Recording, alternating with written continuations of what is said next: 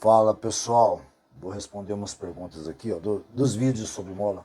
Vamos lá. Qual seria melhor, uma mola linear ou uma progressiva para a suspensão dianteira do Twister? Então, é difícil falar o que seria melhor, né? Tem aquela Twister antigona e tem a nova Twister. Mas a mola progressiva, ela só é ideal se você aumentar a taxa, né? Então, por exemplo, eu não sei a taxa da mola da nova Twister. Então você aumenta a taxa assim, a mola progressiva, ela tem que ser, a parte que ela não é progressiva tem que ser mais dura que a original, para compensar, pouca coisa, né? Cara, então, as motos nacionais, elas usam muito mola progressiva na dianteira, né? Eu não sei da Twister, se é aquela Twister antiga, ou se é a nova Twister, a Honda fez um rolo, que eu sei, né? Porque a Honda lançou a Twister, depois eles lançaram a CB300, que poderia ser a nova Twister, que era a mesma Twister, né? Que é o mesmo motor da Twister. Daí eles lançou a CB300. Daí agora lançou uma moto que é completamente diferente da Twister e como sendo nova Twister. Virou um rolo, né? Porque essa sigla CB, ela é antiga, desde da CBzinha 125. Mas independente de qual Twister que você está falando, a mola progressiva ela é melhor para a moto nacional dentro da cidade. Porém, a taxa, no geral, ela tem que ser aumentada. Então, quando tem mola progressiva, é tipo assim, o aumento de diâmetro do fio. Porque é para compensar, ela vai ser macia no começo. Mas é questão de projeto. Né? Essas motos de rua, ela é muito limitada. Porque a mola progressiva também ela perde um pouco de curso, né? Mas a mola progressiva não é ruim, é bom ter. A maioria das motos nacional tem. A XL tem, a XLX 350, que ela tem duas molinhas, que entra naquele caso lá de mola em bloco, né? Então ela tem uma molinha pequenininha que ela faz a parte, que ela mistura as taxas. Igual medir lá, elas misturam as taxas. A Saara tem também, a Falco tem. Agora, para você que tem a Twister, o diâmetro da bengala dela serve mola da XR200, serve da 230. A 230 tem mola progressiva. Porém, ela é grande, né? Ela é maior do que a da Twister. Bom, outro comentário aqui nos vídeos de mola, tá? Obrigado por ensinar gratuitamente o que não ensinaram em curso de R$ 2.500. Eu acho que esse curso aí tá mais caro, hein? Tem curso aí de quase R$ 6.000. É que, se eu for falar desses cursos, é o seguinte. Por que o cara não ensina? Porque os mecânicos acreditam que os caras montam um negócio muito bonito e os mecânicos acreditam que o cara vai lá, vai dar um curso, você vai, não vai sair. Eu duvido muito do conhecimento desse cara, porque eu não consigo ver nada assim, não é maldade. Veja bem, ó, eu tenho oficina, eu tenho contato com outros mecânicos de moto, tenho contato com o pessoal de suspensão de moto, tenho contato com o pessoal de suspensão de carro, que recupera o amortecedor, tenho contato com o pessoal da pneumática aqui da minha cidade, que é forte em pneumática também. Tenho contato com o pessoal da hidráulica industrial, sou apaixonado pela hidráulica industrial, as máquinas, tudo. Agora eu não consigo ter um relacionamento bom com esses caras, porque todos esses caras que eu falei é tudo papo reto, cara. Tem contato com o pessoal da usinagem, é tudo papo reto. Agora eu olho para esses caras, eu não vejo nada, só vejo interesse. Cara, eu tenho um curso de suspensão veicular lá dentro da Unip, em São Paulo, cara, lá no foco da engenharia mecânica do Brasil, lá. Cara, fiz curso com um doutor em engenharia. Sabe? O doutor é um cara que ele estudou engenharia 5 anos. Se ele for bom, foi 5 anos. Mas tem que ser fora da média para fazer em 5 anos, né? Fora os cursos de cálculo que tem que fazer por fora. Depois ele vai fazer um mestrado. Tá? Depois ele vai fazer o doutorado. Então tem curso com um cara desse. É outro nível esse pessoal. Eles não, o foco deles não é no dinheiro. E o curso, menos da metade do preço desses cursos. Esses caras, para mim, eles são oportunistas. E eles não detêm conhecimento. Quando o mecânico vai, o mecânico ele aprende sozinho. Ele aprende sozinho. Tá? Porque ele vê lá, tira alguma coisa, mas ele aprende. Agora, esse pessoal, eles não têm tempo para aprender. E nem é da área deles. Eu vejo esse pessoal como sendo de humanas. Não vejo eles como sendo de exatas. Mas vamos lá. Não fala em curso, não, que senão eu sorto. Ó, o pessoal comentou aqui, ó. o Egnaldo, ele sempre faz um comentário, dá relevância no vídeo, esses comentários aqui. Ele não comentou nada, mas ele mandou uma figurinha.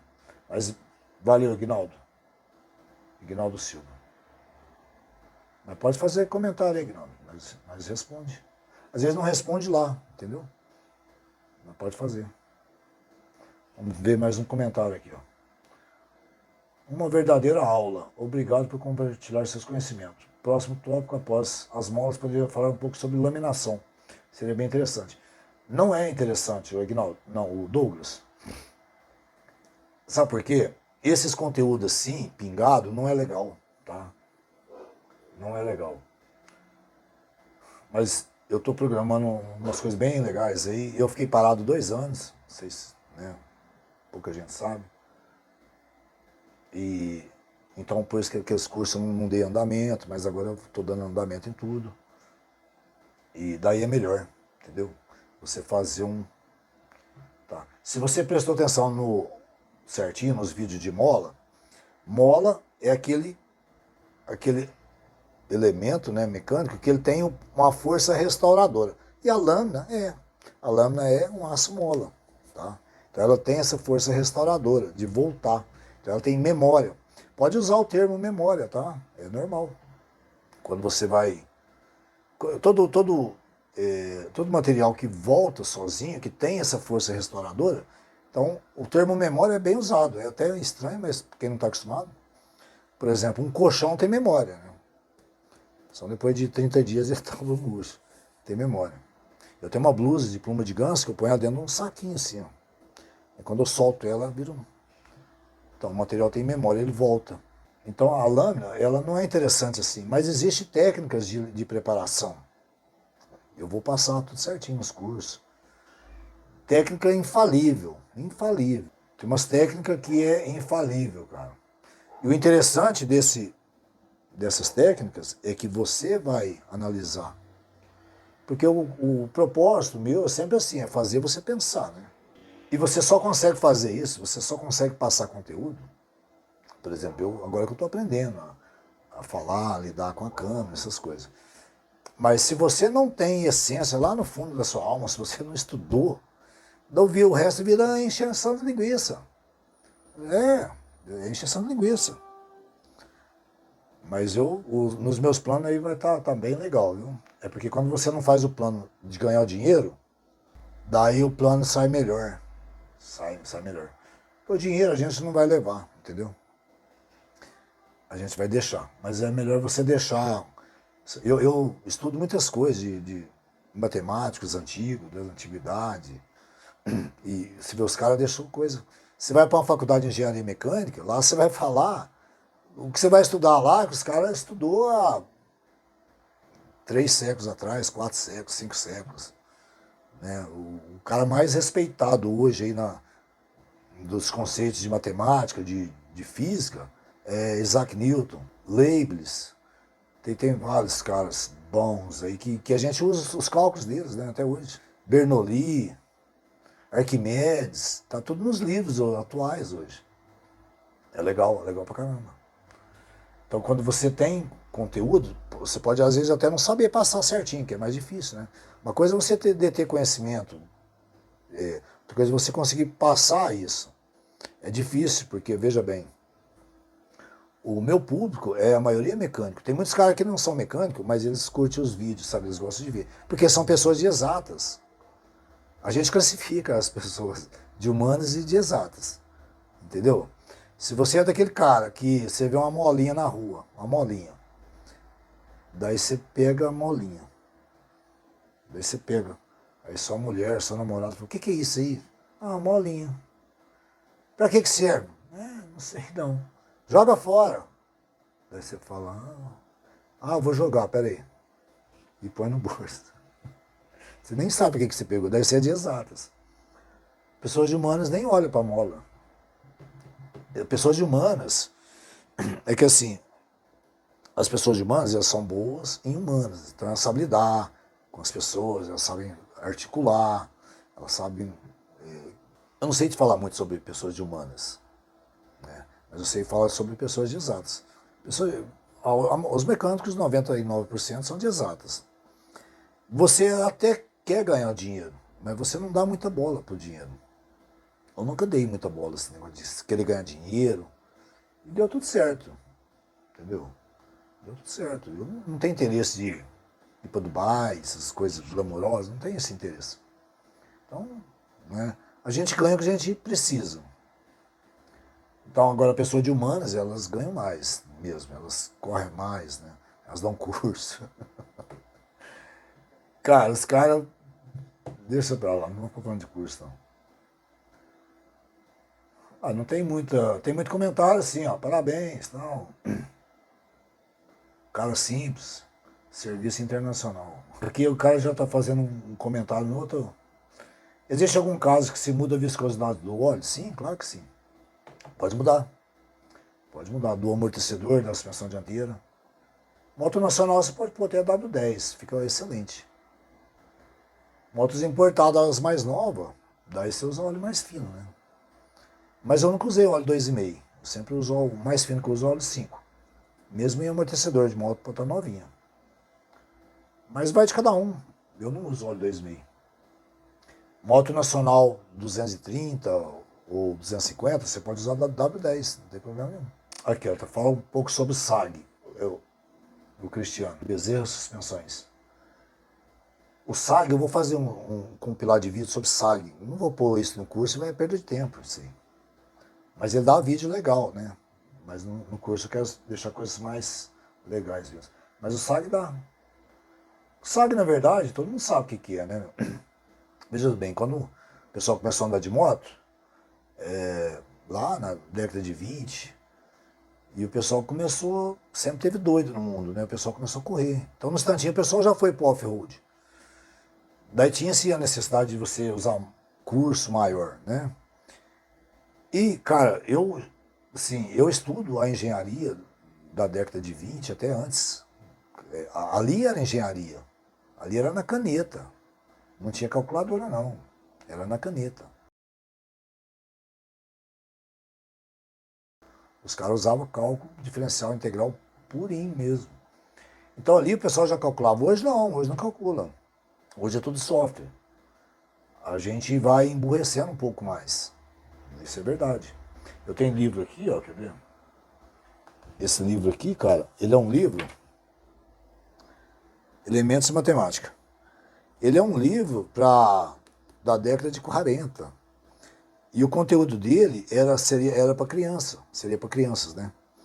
E o conteúdo dele, cara, é completamente difícil para nós hoje, né? Então, antes a engenharia era na unha mesmo, bem legal. Bem legal. Eu estou na faculdade de engenharia mecânica, estou no 5º ano.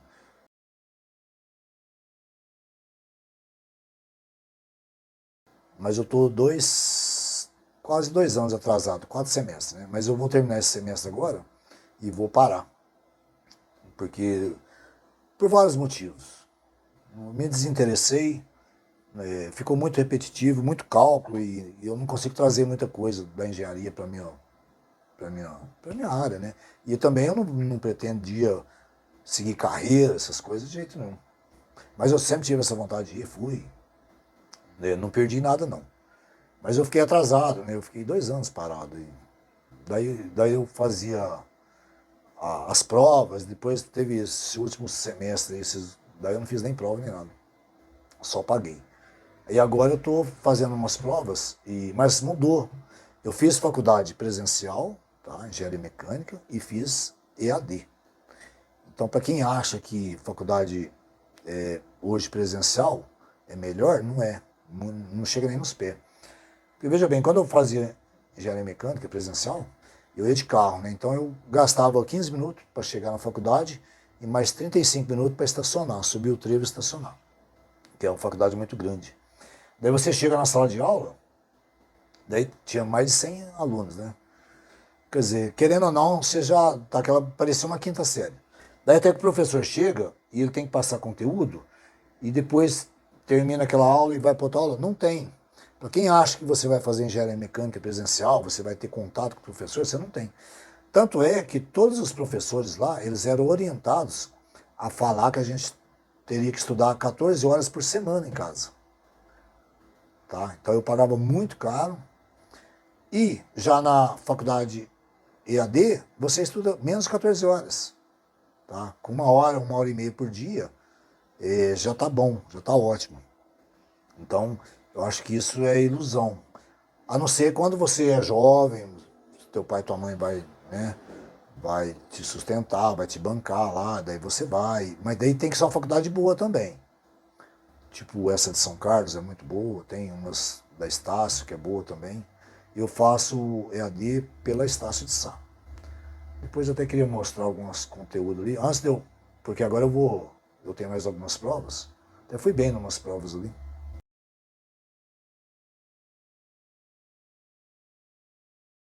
Mas mudou as regras agora também, então eles estão meio embananados ainda. Esse semestre eu teria que fazer 10 provas no polo. Então eles estão meio perdidos ainda também. Porque como que você vai fazer 10 provas? Eu até posso ir lá 10 vezes num semestre. Mas e um cara que mora longe ou que mora na roça? Então essa mudança que teve do governo, sempre esse governo, porque esse governo ele quer deixar o povo burro. Esse tem uns motivos deles. Enfim, mas eu trouxe.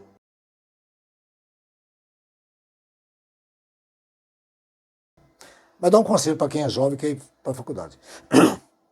Bom, o que você vai fazer numa faculdade de engenharia mecânica?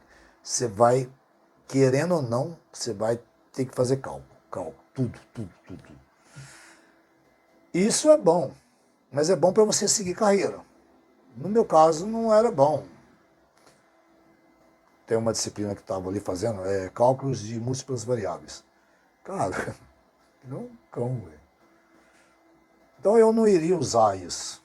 Eu ia tentar formar só para formar mesmo, porque no terceiro ano eu já desinteressei. Mas eu me interesso muito, tem umas disciplinas que é física, eu gosto muito de física, bem bacana.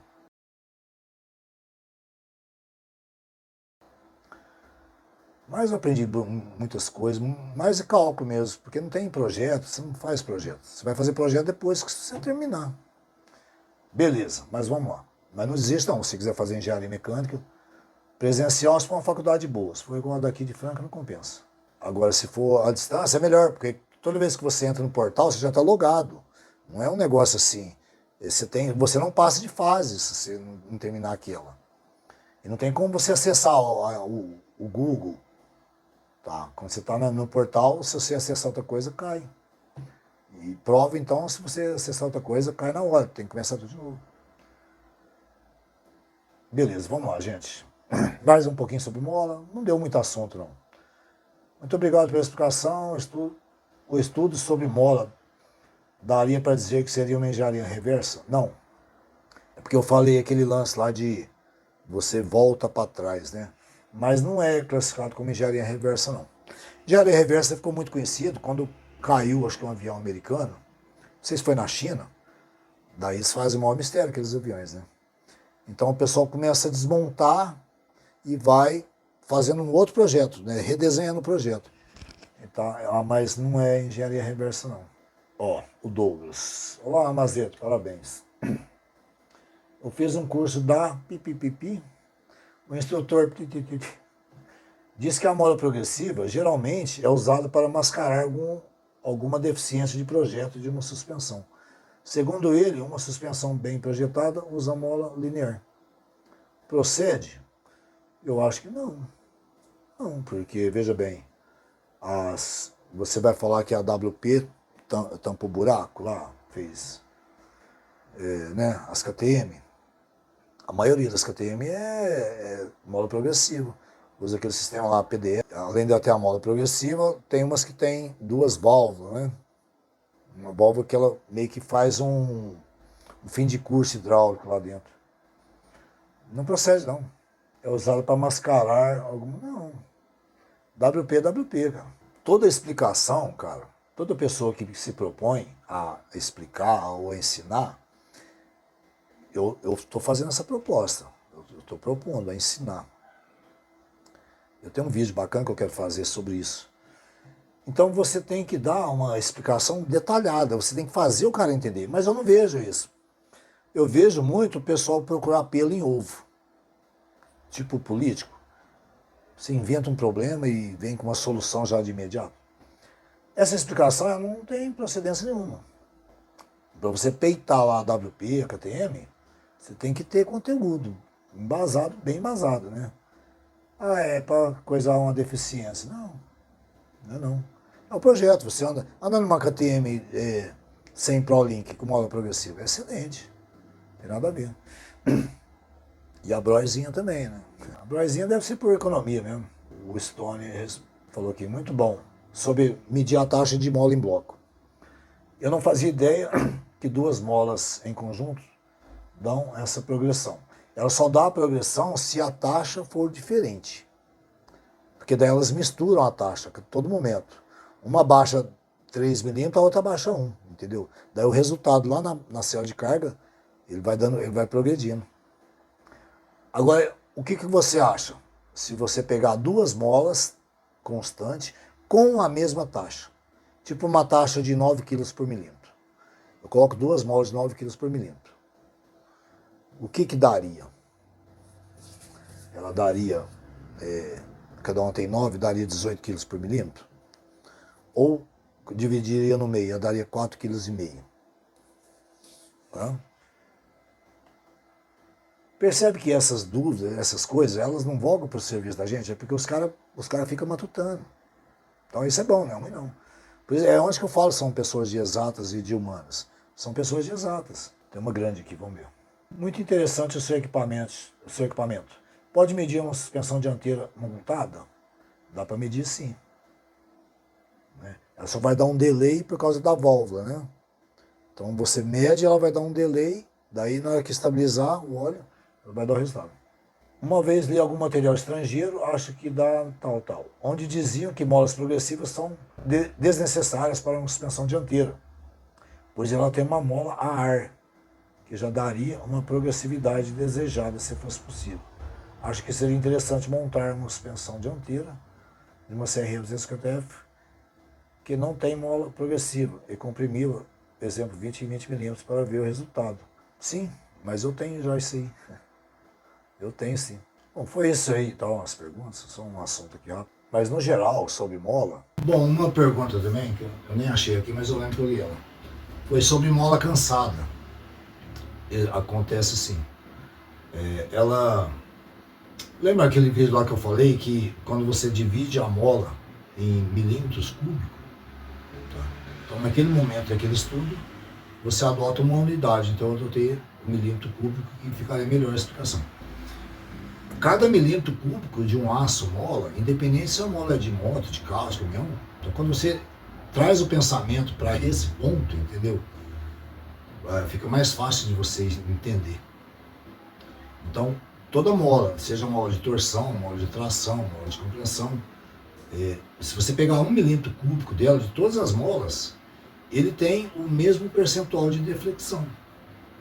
Tá? Então, se você passar, você não consegue imaginar você pegar 1 milímetro cúbico e fazer ele ter uma deflexão. Mas se você pegar 500 milímetros, daí você vai entortar ela assim, né? Você vai fazer força assim e ela vai voltar. Mas cada milímetro cúbico, ele tem um percentual de deflexão. Então, se você passar daquele ponto, ela vai voltar, mas ela não vai voltar para o ponto inicial. Eu acho que ela vai sofrer a tal da deformação plástica. Então tem.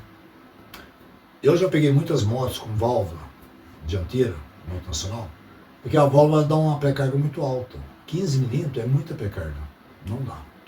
O máximo que você pode dar de pré-carga na 250, 5 milímetros, 6 milímetros, tá? 7 milímetros se for um supercross, mas é daí para menos.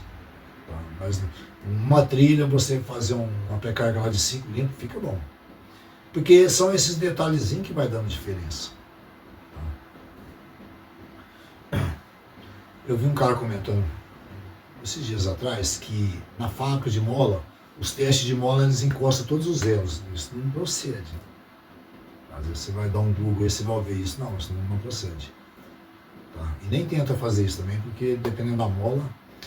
mas daí vai naquele tal do ângulo, né? Quando tem o ângulo pequeno, tipo, tinha uns amortecedores da Agrale, da WXT, uma de Cross, o ângulo era baixo, não era ângulo assim, ele era bem baixo. Então a moto daquela, ela até encosta todos os elos, mas ela ainda está na margem de deflexão. Mas a mola que tem um ângulo maior, se você encostar, ela vai passar da margem. Porque cada milímetro, a deflexão dela é muito pouca. O que dá esse movimento na mola é porque tem muitos milímetros por equilíbrio. Então, cada um, deflexão um pouquinho. Então, existe mola cansada assim, as tornado também, diminuía a mola. Mas sempre quando o pessoal punha a válvula, ou punha calço também. Eu tenho até um vídeo que eu tenho aí guardado que eu estava tirando uma válvula, que eu tenho uma suspensão zero aqui, dianteira, da 250, nunca usou, a zero. Eu comprei, quando saiu, eu comprei um amortecedor zero e comprei uma bengala só, não comprei as duas não. Eu só queria ver os números lá, os valores das molas, tudo. Então,